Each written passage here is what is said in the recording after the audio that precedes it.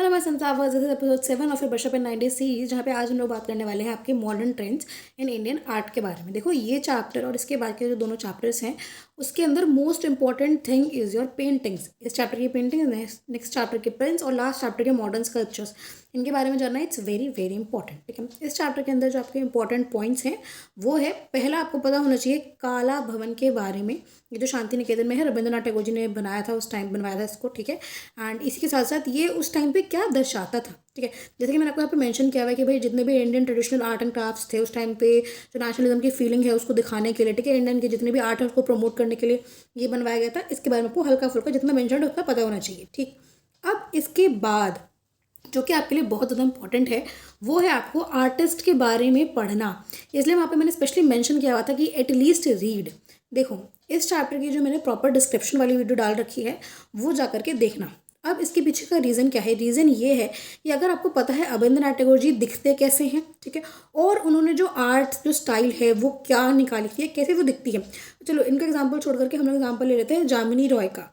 अगर आपको जामिनी रॉय पता है, देखो नाम से सुनने में आपको लग सकता है क्या पता ये फीमेल हो, पर ये एक मेल आर्टिस्ट थे। ठीक है, और इन्होंने कैसी पेंटिंग्स बनाई हैं, काली घाट पटा पेंटिंग्स जो है वो पेंटिंग्स दिखती कैसी है, क्या मतलब होता है, हल्का फुल्का इनके बारे में जाकर के एटलीस्ट वीडियो को 2x पे ही भले बट देख ज़रूर लेना। ठीक है, एंड यहाँ से आकर के जितनी लाइन्स आपको मेंशन्ड है स्क्रीन के ऊपर वो सारी लाइन्स आप पढ़ लेना, ताकि जो क्वेश्चन आएगा पेंटिंग्स की, जो मेन बात कर रही है जिसका क्वेश्चन आएगा।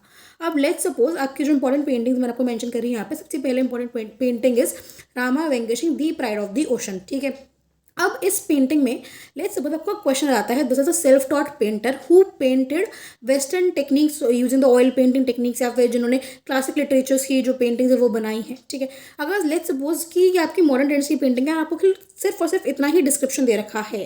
ठीक है, ऐसा जल्दी होता नहीं है, बट ठीक है, तो आप क्या करोगे, आपको पता नहीं होगा उस चीज़ के बारे में, तो एटलीस्ट उन आर्टिस्ट के बारे में तो ज़रूर पढ़ के जाना जिनकी स्पेसिफिकली पेंटिंग्स हैं। इसका मतलब ये है कि अगर रामा वेंकटेश दी प्राइड ऑफ द ओशन अगर आपकी राजा रवि वर्मा ने बनाई है, तो आपको पता होना चाहिए कि भाई ये आर्टिस्ट है और ये उनकी पेंटिंग है, तो आर्टिस्ट का थोड़ा सा डिस्क्रिप्शन आपको इसके बारे में पता होना चाहिए। Right, okay.